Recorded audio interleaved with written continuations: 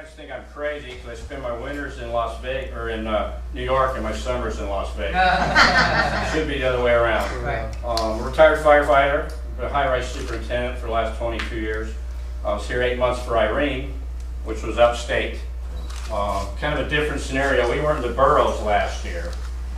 This has been a whole new experience for us. I mean, we were at Atlantic Beach, Long Beach, kind of made it to the Rockaways last year, but there wasn't any damage in the boroughs. And a lot of you have told me 40 to 60 years you've never been flooded here. Well, it only takes one time. You know. Which is pretty amazing when you look at really the water that's around you guys. It really is amazing. And that's where all the ABFEs are coming in. And my job as a hazard mitigation advisor is to educate people on how to build your home back stronger and safer. Therein lies the elevation, you know, elevating your utilities, flood proofing. Those are the kind of things that we teach people. I've got a lot of information here.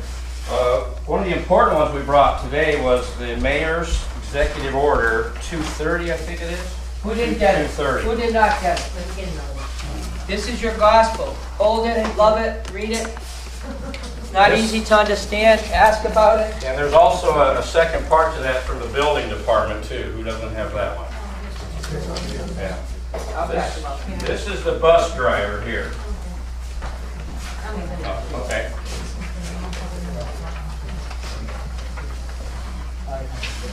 This is in detail. The executive order is in detail. It's telling you how you're going to rebuild, what you can do, what you can't do, what's been you need one? what's been put on hold as far as height requirements, the zoning requirements.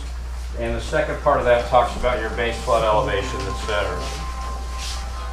We've got some good publications in the back. This one above the flood is case studies of homes that were elevated in Florida over the last 20 years.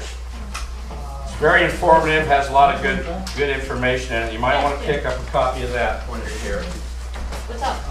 And then those of you that have substantially damaged buildings, i.e. like red tags, this talks about that whole process too. Janet told me today it was some good news. Somebody's red tag home was actually brought up to green already because they brought an engineer in, structural engineer, and determined that it wasn't as badly damaged as they thought it was.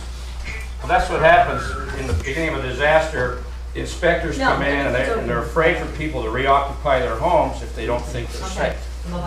So those are the kind of things. So let's just stay on that again. If you had the worst tag and you bring in a structural engineer and they find it safe, because remember, right? We've seen some houses that we actually thought should get a worst tag. Right. But you want to make sure that there's ways that you can. The building department came in quickly, right? And they did a good job. Again, it's not easy to deal with what they have to deal with, but you can get a structural engineer and look to change that tag color too. And you really need to have it. The building department's going to require you to have it if you've been substantially damaged. Another publication we have is the Home Builder's Guide to Coastal Construction. This is something that we publish. There's no copyright on it. You feel free to reproduce it, use it, whatever you want to do. This is all I have, though. I got some more CDs coming. We'll make copies of it, and they'll be here. Summary of coastal requirements. It talks about all the coastal requirements for the area. And then there's some fact sheets in here. V-zone certificates. V-zone, as we know, you have to be elevated in a V-zone. Pilings. It talks about all that kind of stuff. Breakaway walls, that kind of stuff. It's really good information. And we urge you to use this information. It's good to go in with a little bit of knowledge. If you know as much as your contractor does, then hey, you're going to get along real good with him. Where's the sign-in sheet that went around by the way? Anybody have any questions for me? Did I hear you correctly? Which buildings will have to be raised? Yeah, if you're in a V zone, they have to be elevated. How do we figure out what zone we're in? Well, that's a whole different ball of wax there. What we'll do for next week. Yeah, next week we'll have our ABFE We'll have a guy big back. map here. Okay. And Kirk and I will color the map if it's not already there, and that for all this here. Is that good? That's good. So you come in, what I'm gonna this, see, I do have some Well, it's not maps, gonna I be just need 12 to get an okay from headquarters, and I can put some maps in well, here. I know you will, They're all based on our geospatial which is good, so you'll be information. able to check So exactly. there'll be another meeting next week at 12? Every Saturday Saturday. at 12 o'clock. Till they Okay. send me We have home a different- anyway. Okay. He's gonna be around here a long time, I'm Well, sure, until but they have the petition you passed. need to get an elevation certificate, you need to find out where your house is right now, you know, Right. and, the chief Okay, here well, that- was Jim, is that Jim? Who's that? Who was here that had the? Jim Dawson was here. Yeah, he has, he's already had a surveyor come out, and he's good to go. He's rolling with it, he's gonna do whatever he can, he's gonna elevate it. A lot of people I've talked to here don't wanna leave. There's talks about How many don't wanna buyouts and all leave? this kind of stuff. I wouldn't want to leave, I mean, this is a great We community. got generational things going on here, and we're very sensitive to that, and that's why we want to make sure everybody rebuilds correctly.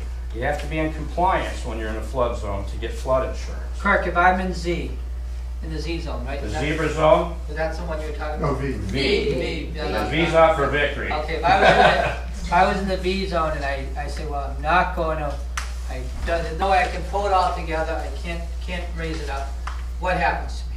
Well, I'm going to refer those questions to our National Flood Insurance Program Okay, experts. so that's a question when you get up here. The other thing I just want to put out there, February 27th is the deadline date For individual assistance applications. SBA rental assistance. If you didn't put in an application and put it in, right? Right? Put it in, we had a talk last week about it.